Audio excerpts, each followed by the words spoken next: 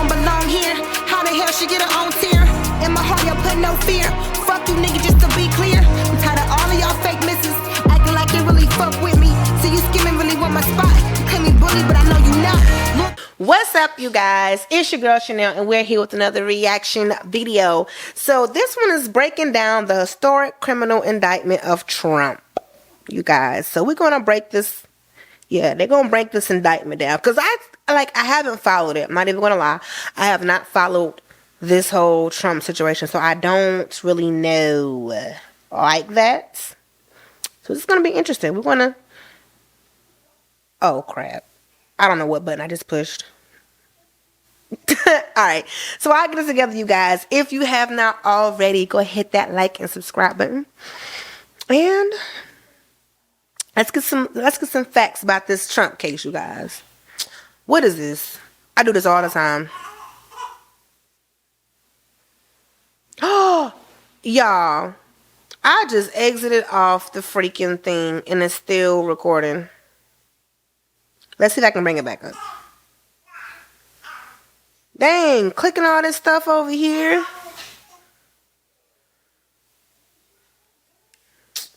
That sucks. That sucks. Let me see if I can go on YouTube and find it again. Because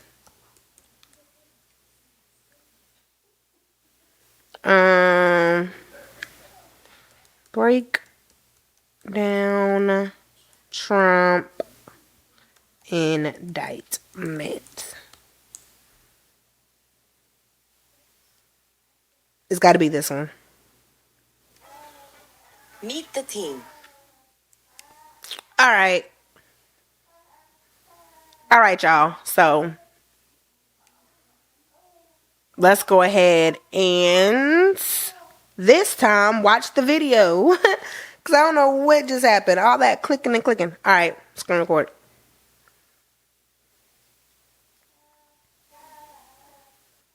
All using Chase to keep up with their finances. Oh. One is let that, mute for a minute. So, gotta be worried about this ad. We'll get it together. This video, 13 minutes, y'all. Alright. Joining me, my NBC News colleague and friend, Antonia Hilton.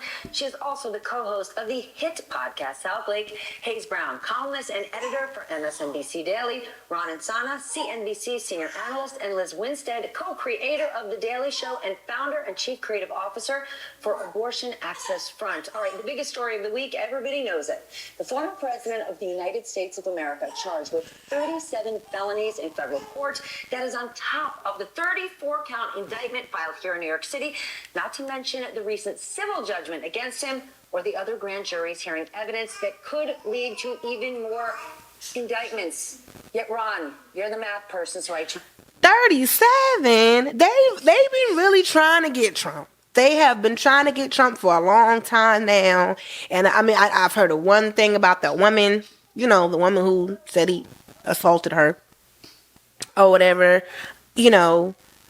They've been trying to get him for a while, and I just don't think, I don't know. I can't picture Trump in jail. Justice is for everyone, no one is above the judicial system, So if he did something wrong and is punishable by jail time, by prison time, then that's what he get. He shouldn't have done it.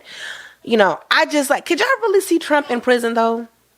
Seriously, could y'all really see Trump in prison? It's he deserved to go if he did what they say he did. I'm just saying, that's crazy. It's wild. Despite all of this, Donald J. Trump leads in the polls for Republicans. Some Republican members of Congress are defending him and attacking the Department of Justice. And some of the people he's running against are already saying they would pardon him, despite the fact that they finally have a clear lane to go at him. Can you explain this to me? It doesn't add up. None of it adds up. And Vivek Ramaswamy, who you referenced, asking everyone to commit to pardoning President Trump should he be convicted, is beyond the pale. What I would say is they want to pardon him. Watergate era, watching the Senate Select Committee, watching President Nixon resign in 1974, and having an entire country shocked and outraged by that experience, where this makes that look like romper room school. It is both shocking and terrifying to me that there is no unanimity of opinion on this, that there are people siding with the president who not only took sensitive foreign policy, defense, and other documents, but shared them with other individuals, which is tantamount to espionage. So why would you do that? Like, why would you do that? You know, like I'm not understand. Okay, he took documents that he wasn't supposed to take, and he shared them with other people, and so that's a crime. I mean, he needs to be held accountable for that. Because why would you? I just don't understand why would you even chance it. You know, if you're in a position like being the president, I would not chance committing treason. I wouldn't chance committing treason. I wouldn't chance like breaking the law. You're under a microscope, bro. You're the president, so you can't just be out here doing anything. I wonder what makes people who are in these political positions just chance it. Chance money laundering. Chance breaking any kind of other law. Like, you know what your role is, bro. You know what you came here to do. Depending on how you want to define it, this to me is the crime of the century at the executive level. And what is shocking to me is everything that you just said, that there are people who would support him in this and turn on the Justice Department, whereas in Watergate, there was a broad, unanimous opinion that Richard Nixon was wrong. And we just don't have that today. And in my mind, it's disturbing, it's shocking, and it's entirely inexplicable. Yeah, I remember learning about Watergate. So, and they condemned that man. So I feel like, I mean, Trump, you ain't no better, bro. You ain't no better. And if anything, you had a blueprint to follow of what not to do. So I just don't understand, why would you chance this? You know, why would you chance just doing anything? And I would like to know, like, what's in their classified documents. See, before I switched my major to nursing, I was going to criminal justice because I wanted to be a crime scene investigator, but I just find like stuff like classified things it's just interesting, just because maybe I'm nosy, I don't know, but I just be wanting to know, like, what y'all hiding for real? What are y'all hiding that we can't see? Like, so as a kid, I used to want to be an FBI agent just so I can know like secrets of the government, because I just think it's interesting. And we've watched this sort of march towards, there's no foundation with which we can just all agree that this is bad. And I'm like, if we could just harness gaslighting as an energy source, it feels like natural gaslighting. Yes, natural gaslighting would be amazing. You know, they could just fill a tank with gas. Maybe somebody just spews, transcripts from Alex Jones's show into a tank, but it feels like so insane. And how do we wake up every day, regular folks, watching this amoral behavior? Is anything? Because lots of regular folks don't see it. Antonia, you report outside of New York City, outside of Chicago and Los Angeles, in parts of the country who wake up and they are told by, quote unquote, their news media, well, Joe Biden did that, or Mike Pence did that, or Hillary Clinton did that. None of those things are true. I mean, Trump openly lied about the Presidential Records Act over and over this week. The inexplicable has... Yeah. I don't know what Trump is thinking. I don't know. That's a very smart man, That's a very smart man. So I don't know what he's thinking when it comes to, I mean, bro, they found it. They found it in your possession. You knew you wasn't supposed to do that. And it's crazy that people are trying to, I get it, you can be a fan and support Trump, but you gotta, come on, y'all gotta, right is wrong is wrong.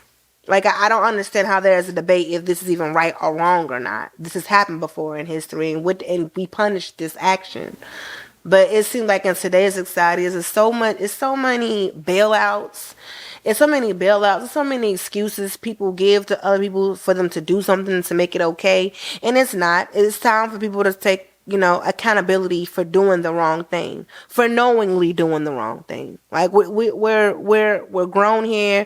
We understand right from wrong. We understand what you're supposed to do, what you're not supposed to do. Everybody understands those terms of presidency when you decide to be that, when you decide to run and actually get elected. So I just don't understand, with being the president and being a person of status the way he is, with so many eyes on you, so many targets on you, why would you do something clearly that goes against your job title? Clearly goes against just us as America. Like, why would you do that? With the risk, like the risk of you getting getting caught is so high because you're under a microscope. You're Trump. You can't do but so much. The norm right now. And I look at this case the same way that I look at a lot of the other culture and information war stories that we're all covering right now, because I spend a lot of time in Texas, Tennessee, in Florida, where you talk to people, whether it's about critical race theory or it's about even the definition of the word abortion. And people do not operate off the same definitions. And it's Correct. interesting to watch the Democrats right now after all of this news, because in some ways they're sitting on their hands at the moment, not coming out and really making the case very clear or casting the president, the former president, as a criminal, in the way that decades ago people were. And instead, they're letting Republicans and conservative activists actually kind of set the terms, describe what's happened. And a lot of Americans, no matter what side they're actually on, you'll meet them when you're out in the field, and they will be talking about these issues in the terms that those activists have actually set. And, I think for us in the news media, it's added to the responsibility of you're out there and you're trying to redefine and explain and bring people the facts. But once they've already heard a narrative, it's really, really hard. That is a fact. Once you've heard a narrative of a story and you try to come with facts, it's like, you can't just erase what you've heard, what you believe in, I mean, you can, but it's already there. It's planted. That's where you get bias from, I can see how a lot of people will try to create bias for him. And then a lot of these news outlets don't report the correct information, like just gives us what they want us to see. They give us what they want us to see.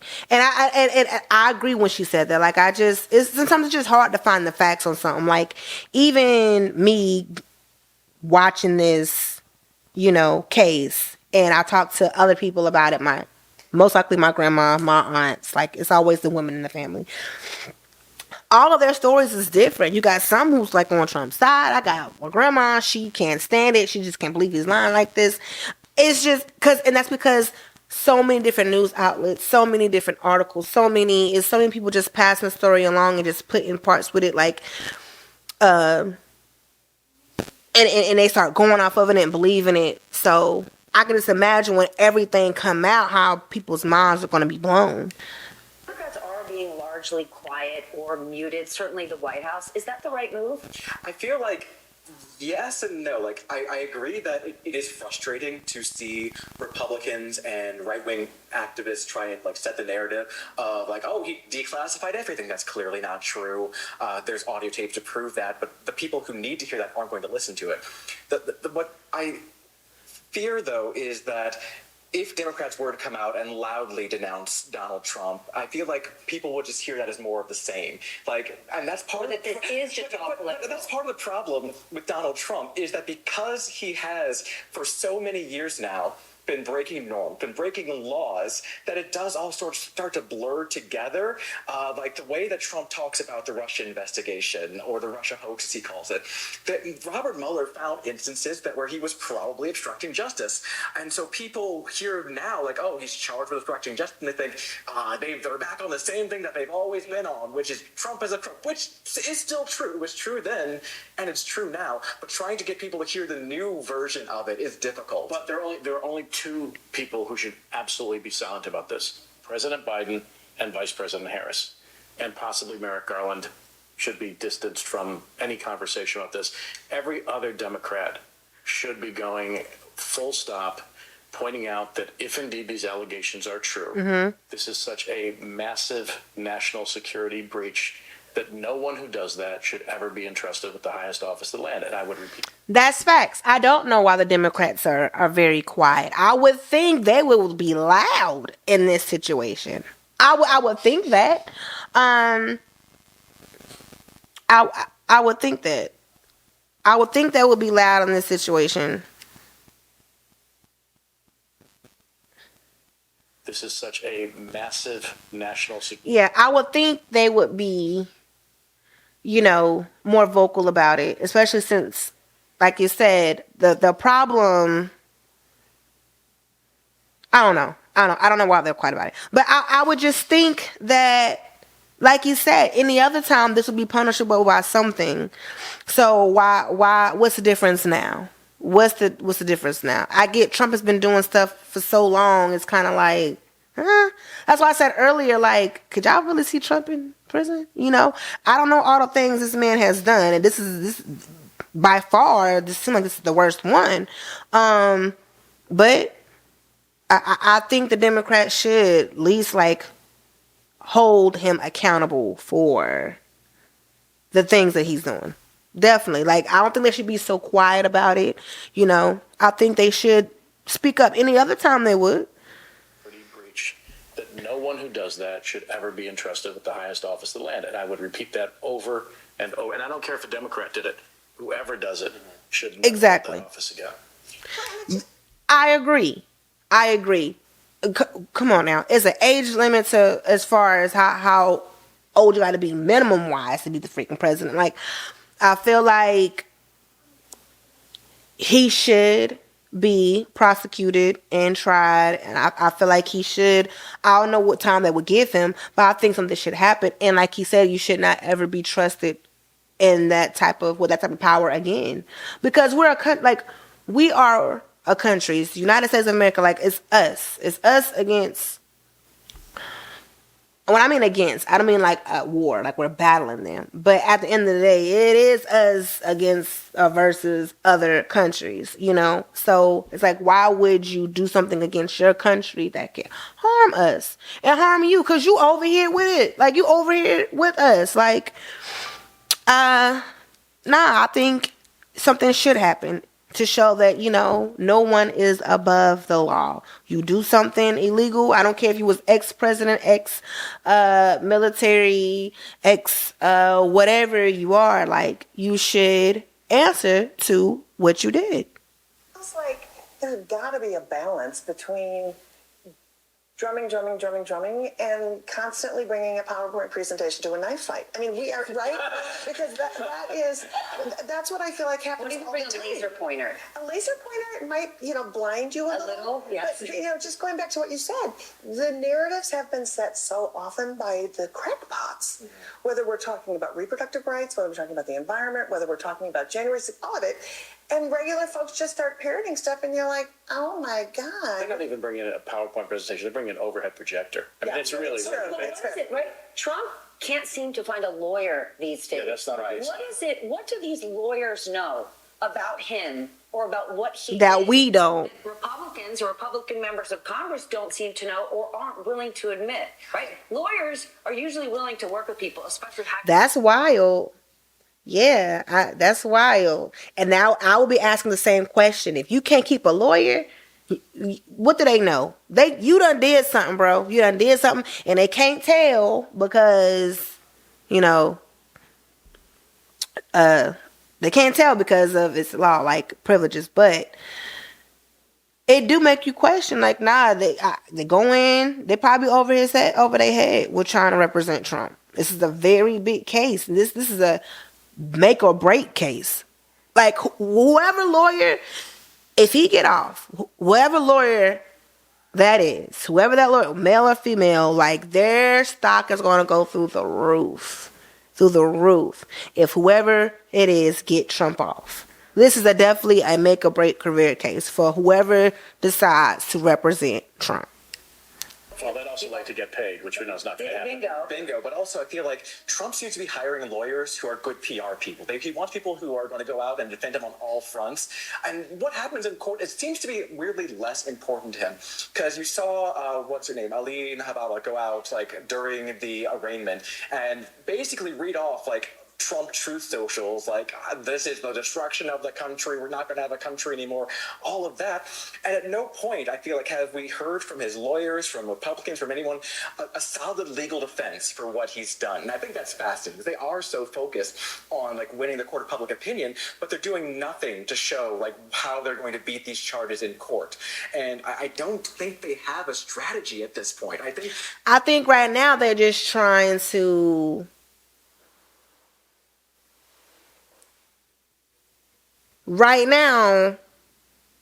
by not addressing it, they're just trying to appeal to like who he is, like his character, which is not quite that good either, because like some people just can't stand Trump.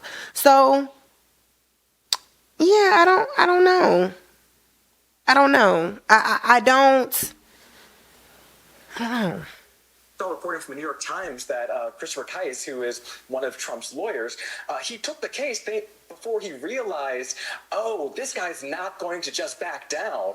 And now he's kind of stuck with it, with his $3 million retainer, clearly. But he's still like on the case, and I don't know if he knows how he's going to win this one. The Washington Post reported that his lawyers recommended he settle prior ever to going to court, and he refused because he thought there was a political advantage to going to court.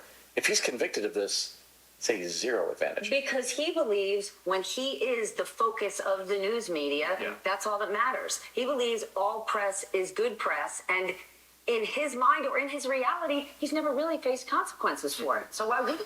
Yeah, like Trump to me is he's like a spoiled man. What can't this man get his hands on? What can't this man not do? Even run for president. See, I thought him running and actually winning was wild, because I just never thought of Trump being America's president, and he do seem like the type that has never had to answer to anything. He's never had to, just answer to any of the tactics or anything that he's done. And he seems kind of spoiled. He seems like that kind of man. He seems kind of like, I wouldn't say bratty, just entitled to a lot. And I get it. He worked hard. He definitely built his name to what it is and built his platform for what it is. But I can imagine what type being of that age and just now having to deal with consequences. How he talks about it at times. He's so, he jokes about a lot of the things he says. He's always got a little comeback, something witty to say about it. Like, he doesn't take the thing serious, to me, that he does. And I think this is probably gonna be the first time he really has to answer, and may have to answer to something that he's done.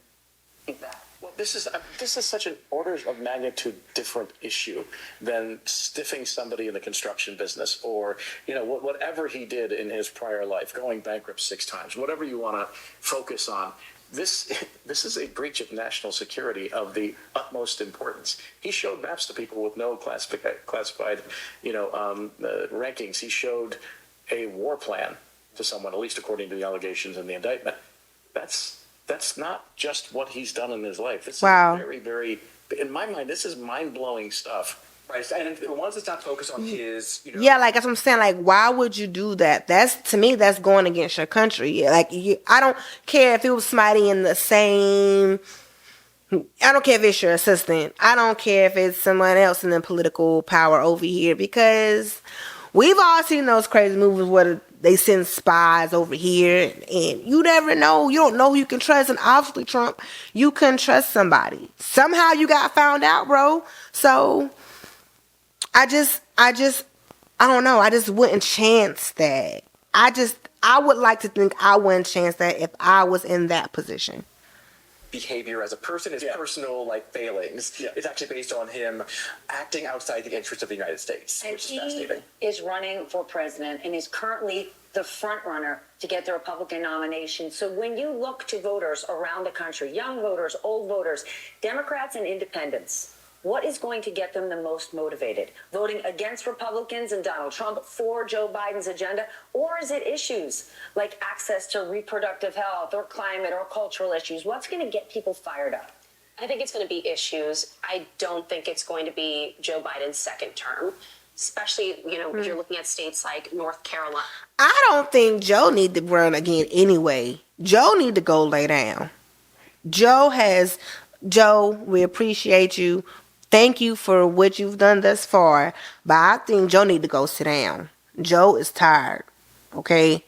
He needs to go sit down. He had his run. Let somebody else come and figure this out. I don't think it need to be Trump either, though. Trump got too much shit with him. Trump got too many things on him, too much with him, and we need to look like we united, okay? We need to look like we're together. And I don't think Trump is the best either. I don't know who this mystery person is going to come out the woodwork and run for presidency and win. I just don't think it needs to be Trump or Biden. Right now, where so much hangs in the balance. There was just this quick flip-flop on abortion access in that state. When you talk to women of all ages, spent months in North Carolina covering the midterms. That was the first thing they brought up consistently, whether they were young women just voting for the first time, getting out of high school, or elderly women who had, 20 grandkids telling me that they wanted their granddaughters to have access to this. And that was their number one concern.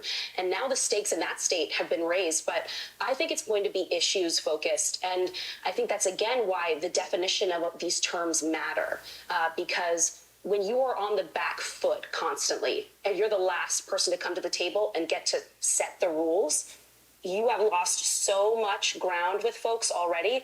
And that's you can't be you got to be active. You definitely got to be active. Like she said, you lose a lot. Wait, if you got to wake up earlier.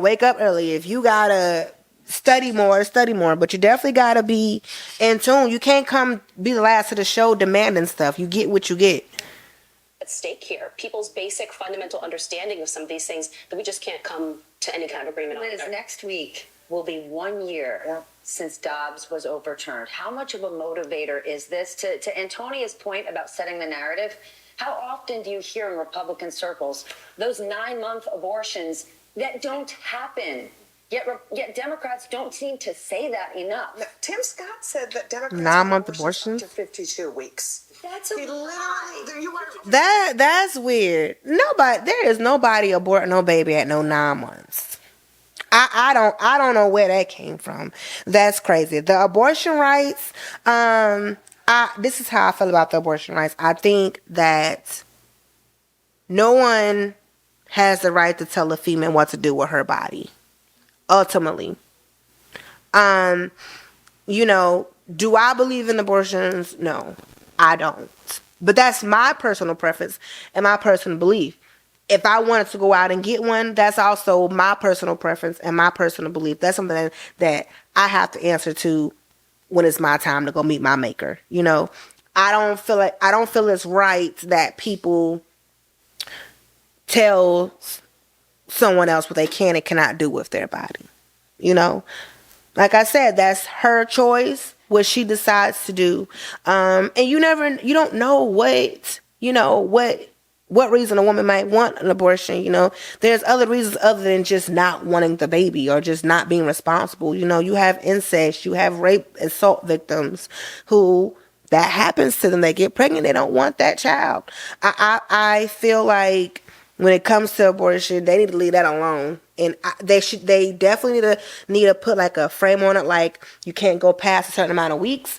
But that whole abortion thing is wild to me. That is even a thing the way it is. Let the woman do what she ever gonna do to her body, because it is what it is, and just put a time frame as far as after a certain amount of weeks, you just can't get one. I can't believe it's a big thing like this. I can't, and it's crazy that there's men that's just so invested in this, and it's just like, why? Y'all don't got these problems, and these aren't your decision to make. Ultimately, it's up to the woman. 52 weeks. I mean, yeah. I think to your point exactly. Whoa, claims Democrats want abortions up to 52 weeks. I never heard this narrative. I've never heard this narrative. This sounds absurd. It sounds dumb. And when men talk about it, it in a way of trying to tell us what to do with our body, I think it's even more dumb because we're not trying to tell y'all what to do with y'all's. So don't come telling us what to do with ours. I just, like I said, but I don't agree with abortions. I don't. I do think it's wrong, but I do believe that's that woman's right to be right or wrong. 52 yes, exactly. It's a mess. Are you kidding me? No, you gotta find the clip. It is so good. It is so good. It's like, oh my God. Gestational cycle of an elephant or something like that. Yeah, because I'm trying to understand, like, listen, a woman is not even pregnant for 52 weeks. That's why I'm saying, where y'all getting this information from? Like, we don't even carry that long. My first child, I carried for like 41 weeks, and that was overboard. She just did not want to come. We had to just go pick a day to go walk in and have her. So what are you, 52 weeks? Like, what are we carrying here? That's got to be an alien baby. Think, and as somebody who's worked in the reproductive space for 10 years, asking and begging people to cover it was hard enough. And so really knowing that when I would go out on tour and I would tell my own abortion story, my inbox, the people would flood to me to say, I've had an abortion too, and I've never known who to talk to about it because we haven't invited the conversation. So now that this conversation has opened, people who never before had told their stories are talking about it and understand that had they not had access, the entire trajectory of their life would have been different. And what that trajectory is to every person is very different. But I think, and this is the big part, is that people are looking at it as a whole.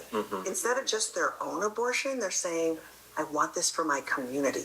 This is good for the way that we do business, live our lives, have our communities thrive. And Steph, you brought up math, right? One of the interesting things about the math, as we saw in the midterms. That no one's pregnant for 52 weeks. No. There's that. I was wondering when they were going to address that.